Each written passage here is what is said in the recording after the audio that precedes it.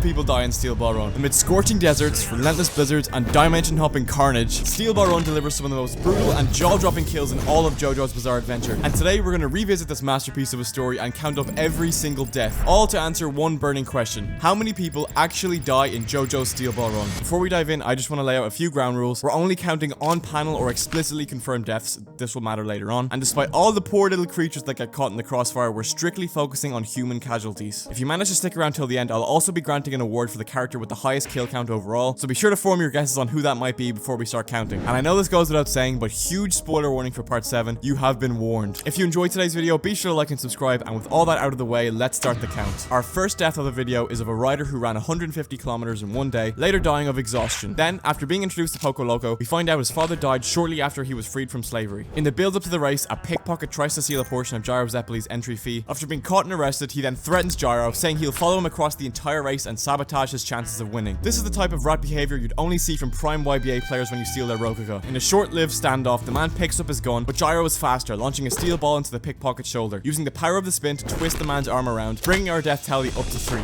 Stage 1 of the race then kicks off, where a few riders fly headfirst into branches, but they probably survived, so we won't count it. But on the downhill stretch, some of the riders lose control and fall. When one of them lands awkwardly, his horse's ass lands on his head, instantly crushing him. Stage 1 then comes to a close. In a brief side story for Steven Steele, we find out a girl he fell in love with at 15 was tragically killed in a carriage accident. Mr. Steele is then brought to investigate the murder of 3 racers killed by the Boom Boom family. Now, my translation and the wiki offers different names for these guys, but they're along the lines of Max Becker, David Hagen, and Paul Lukather. After showing up out of nowhere, Mounted Tim then goes on to describe how a curse was placed on a man in the Arizona desert, who then began killing people in a similar fashion. So here we'll count both the guy we see dead and the perpetrator himself. Moving on to stage 2 of the race, which kicks off in the scorching Arizona desert. In 1875, an entire army unit passing through the desert got stuck in a devil's palm. 15 people ended up dying, with the only survivor being Mountain Tim, who awakened to stand ability. Facing the deadly risk of running out of water, Johnny and Gyro set off through the desert, only to be confronted by their first enemy, Mrs. Robinson. Miss Robinson talks about a man from his village who lost a duel and was chained to a cactus and left to die. Kinda like that one guy from part 2. He then meets a similar fate himself when Gyro uses the vibrations of a spin to shoot dozens of colic cactus needles to impale Mrs. Robinson. And here's where things get a little controversial. Mrs. Robinson is one of the first of our minor villains to be retired, meaning although it looks like he's completely out for the count, his fate and ultimate death are left ambiguous. I've checked through the manga, I've checked through all over the wiki, and found no confirmation of his death whatsoever. So although I personally think he's dead, I'm going to place him in a separate retired count for now, just to keep everything as accurate as possible. That way, if, like me, you believe he definitely did die, I'll add each of these unconfirmed deaths in the final tally at the end of the video for you guys. Moving on, in a short backstory for Marco, we see a Baron's family and partners sentenced to death for conspiring to kill the King of Naples. We don't get official numbers, so I'll count the 6 we can see in this panel. Following this, the Boom Boom family begin their attack. To fight against this, Gyro uses the power of the spin to shoot a rock straight through Andre's left hip, who later goes unconscious from blood loss and is left behind. Johnny, Gyro, and Mounted Tim are nearly ripped apart by the Boom Boom family's magnetism ability. However, after unknowingly coming into contact with the left arm of the Saint's corpse, Johnny develops a new stand ability and splits Benjamin Boom Boom in half with his nail bullets. Johnny then severs LA's left foot and makes his escape with Gyro and Mounted Tim. Andre and LA's deaths aren't explicitly shown or confirmed. However, just this once, I'm not going to class them as retired for one main reason. Mounted Tim specifically says to leave the family behind because they were stuck in a devil's palm with severe wounds and no water, where no escape team could possibly reach them. So yeah, they most definitely died. Moving on, in Gyro's backstory, we see his dad execute a prisoner. Another inmate then takes the guard hostage and is later executed. After Mounted Tim narrowly escapes death, we learn about Oya Komova, a known enemy of Gyro's country,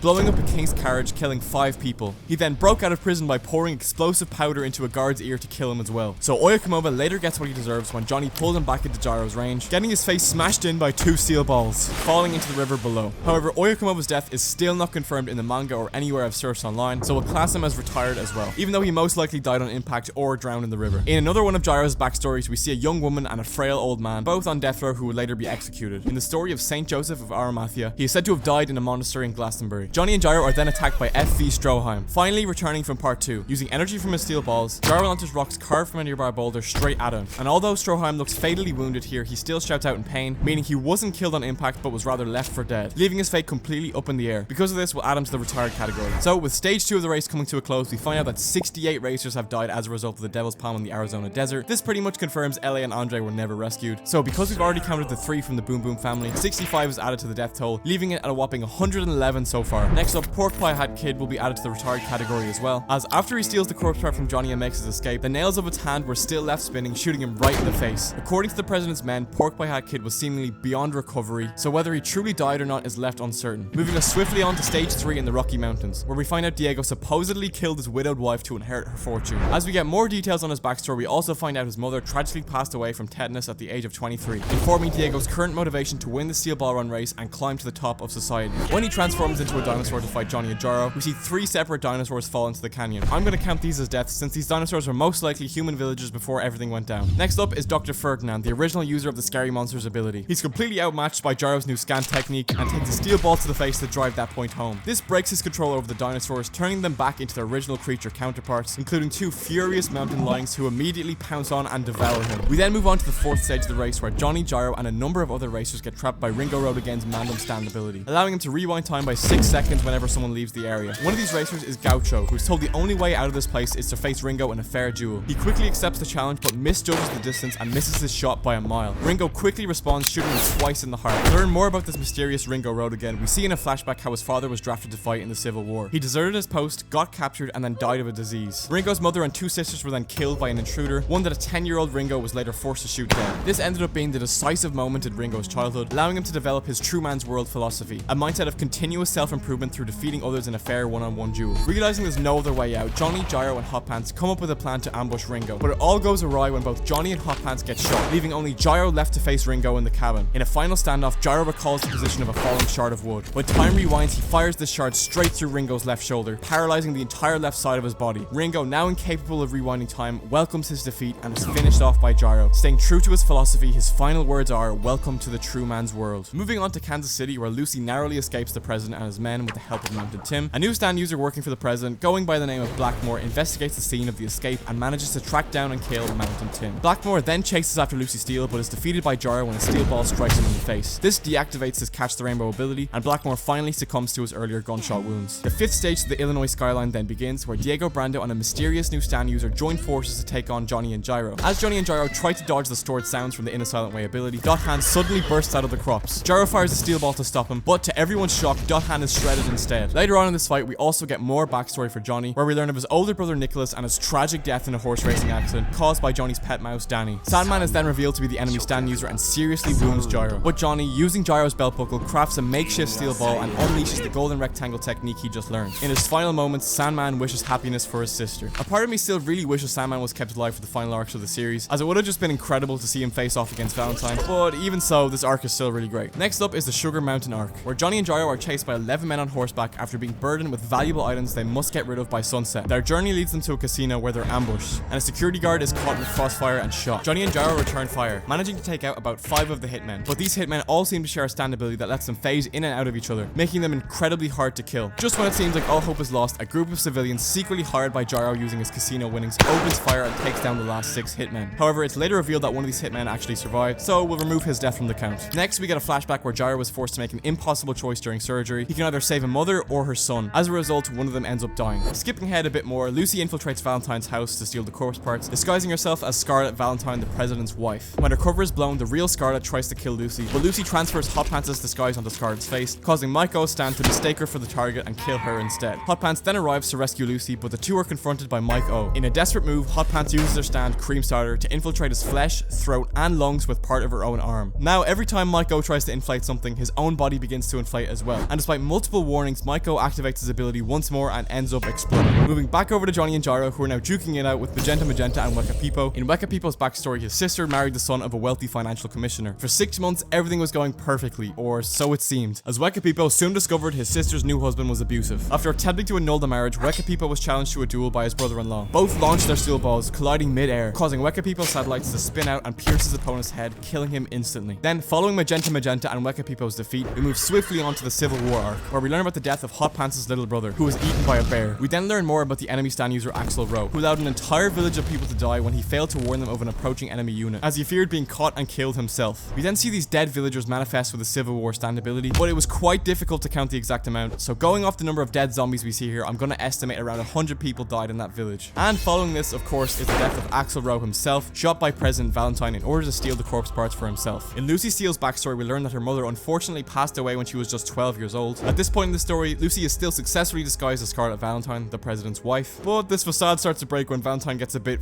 freaky. Lucy begins to panic, but manages to catch Valentine off guard by using Hot Pants' stand ability, stabbing him in the neck in self-defense, blowing her cover in the process. This marks the first of the many Funny Valentine deaths we'll be counting today, as each time he's mortally wounded, he escapes to another dimension, passing his stand onto a healthier version of himself, leaving the old dying body behind. The next death is a confusing one. Magenta returns to get revenge on Weka Pipo, but ends up being dragged to the bottom of the Delaware River. To avoid drowning, he activates 20th Century Boy, making himself completely invulnerable but also completely immobile. So he ends up trapped at the bottom of the Delaware River, unable to move. It's later said that he eventually stops waiting and stops thinking.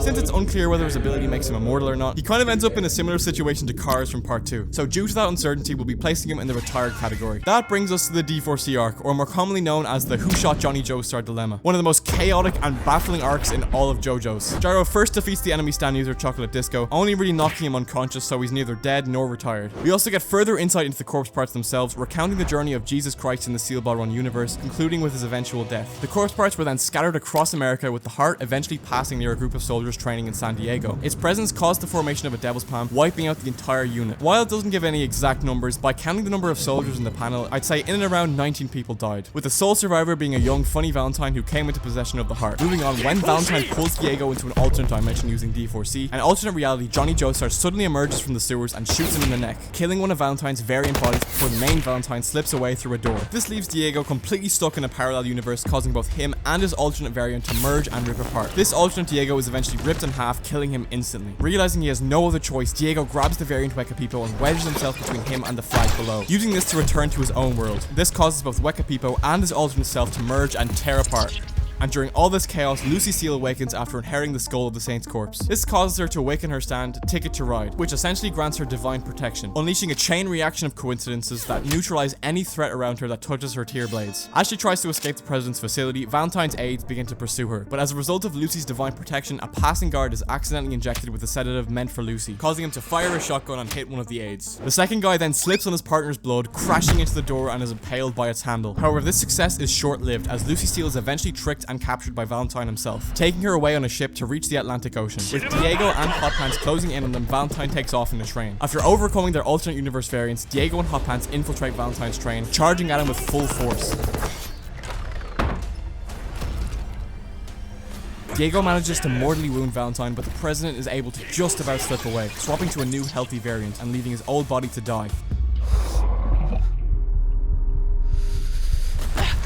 Valentine then returns to fight with two alternate variants in a coordinated assault. With Hot Pants temporarily out for the count, Diego manages to quickly recover, cutting two of the variants down before following the main Valentine himself out the window.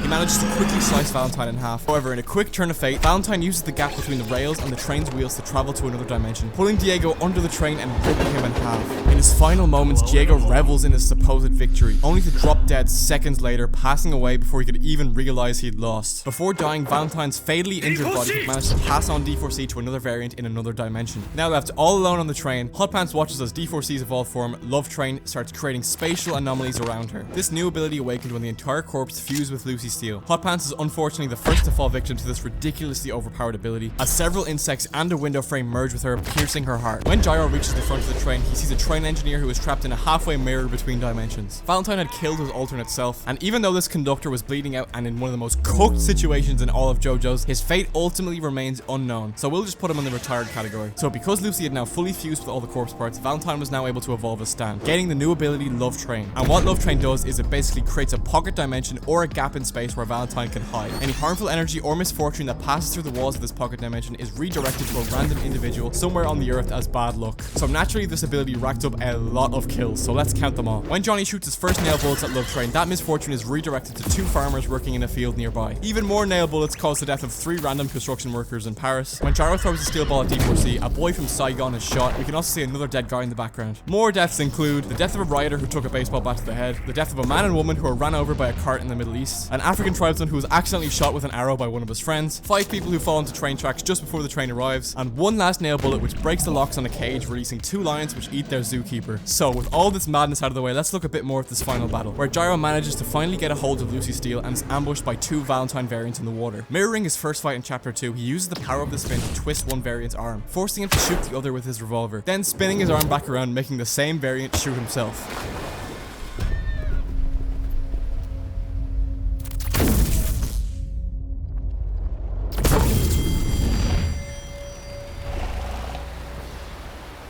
this newfound technique of the golden spin seeming to be the only hope of defeating Valentine and his love train ability, Gyro imparts Johnny with lesson 5. Lesson 5? なぜ今頃そんなことを言う? Taking off and charging towards the president one last time. Harnessing the power of the golden spin and his newly developed stand ball breaker, Gyro manages to breach the walls of Love Train and deals serious damage to Valentine. However, it wasn't enough. Because the steel ball just barely grazed Lucy Steele's line of light, part of it was scraped off, causing the spin to become imperfect. Completely defeated, Gyro succumbs to his wounds, falling off his horse and is slowly washed away by the ocean.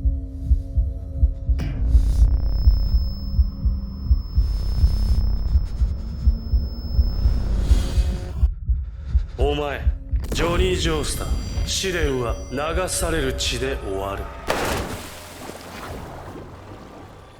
This drives Johnny to desperately try everything to hurt Valentine, but to no avail. Johnny finally grasps Gyro's last lesson, lesson 5, resulting in him using a steel ball, propelling his horse to kick him up in the air. This temporarily stimulates his horse's movement, allowing him to achieve the golden rectangle and attain Tusk Act 4.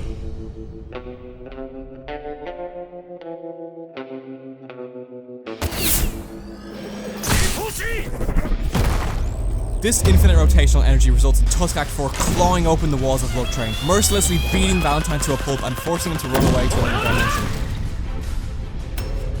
Valentine was now trapped in the infinite rotational spin. Every time he jumped to another dimension, he was driven into the ground. This ended up killing his old man body, this sleeveless variant, and a third alternate universe Valentine. It's at this point we get a glimpse into Valentine's childhood. We learn his father was captured during a war, but never gave up any information, ultimately dying to protect his comrades, his country, and his family. Out of options, Valentine returns to the base world, hoping to strike a deal with Johnny and finally stop the infinite rotation. He offers to bring Gyro back from another universe, even throwing him Hot Pants' cream starter to heal Lucy. As desperate as Johnny was to have Gyro brought back, he remains cautious of the president's true intentions, throwing Valentine his pistol and beckoning him to pick it up.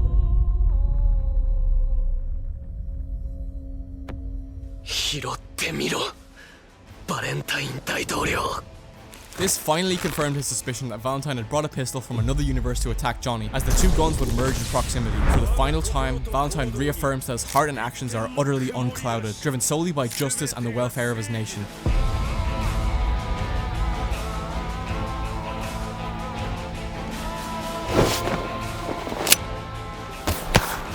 But Johnny's nail bullets are faster, striking him straight in the neck.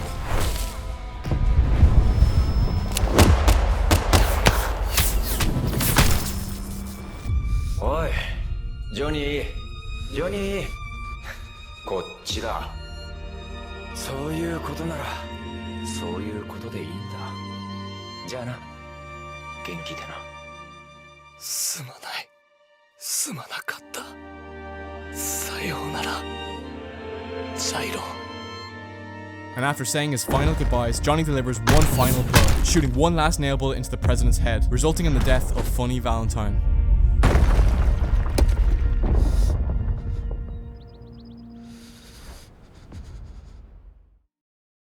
Skipping ahead, we jump to the final stretch of the race in Manhattan, where an alternate universe Diego Brando has suddenly appeared and stolen the corpse parts. Johnny chases him through the sewers, avoiding Diego's all-powerful time-stop ability. He fires a golden spin nail bullet up through the ground, but Diego shrewdly surrounds himself with fangirls to block the attack, ultimately leading to the death of two innocent girls who are caught in the crossfire. When Diego wins the race, he heads over to the president's bunker to deliver the corpse parts. But waiting for him is Lucy Steele, who hands him a strange package, revealed moments later to contain the head of the original Diego. The two instantly merge, killing the alternate Diego on the spot. With the story drawing to the end, we are finally left with the heart-wrenching death of Marco, who after being set free would later die of a cold. And that's it. That's every single death in part 7, bringing our final death toll up to a staggering 310 people, with the exception of 6 characters who fell into the retired category whose fates were left unclear. If you believe characters like Oyakamova or Pork Pie Hat Kid really did die, that would bring our death count up to 316. But to keep things accurate, we'll keep the final objective death tally at 310. So, in the end, who racked up the most amount of kills? Well, first I want to give an honorable mention to Lucy Steele, managing to get 5 kills, taking out big names like Blackmore, alternate universe Diego, and even a Valentine variant. But starting us off in 5th place is Oyakamova, killing 5 people in his previous attack and 1 jail guard. In 4th is Gyro Zeppelis with 7 kills, finishing off characters like Ringo Roadagain and that random pickpocket at the start. 3rd place goes to Diego Brando with 8 kills, most of those being the Valentine bodies he cuts down in his final battle. And through his dark determination, Johnny Joestar takes 2nd with 12 kills, swiftly taking out the Valentine variants, Boom Boom Family, Hitman, and unfortunately 2 innocent fangirls caught in the crossfire. And to absolutely nobody's surprise, prize with 25 confirmed kills. The #1 spot goes to Funny Valentine, taking out 17 random people with his love train ability, and then another 8 beloved characters like Gyro, Hot Pants, Diego, Axel Rowe, and Weka Pipo. And that's not even counting the countless lives lost just by endorsing the race in the first place, as a lot of racers ended up being killed in each Devil's Palm. I'm also aware Axel Rowe was indirectly responsible for an entire village's death, but since it's barely explained and not really relevant, I'm just gonna leave it out. So after this long roundabout journey, we finally made it to the end. Thank you all so much for making it this far in the video. Because this channel is only starting off, only 0.3% of you guys watching are subscribed. So if you want more videos like this, be sure to subscribe, and in return, I make it my promise to you to make each video better and better. As always, thank you guys so much for watching, and I'll see you guys in the next video.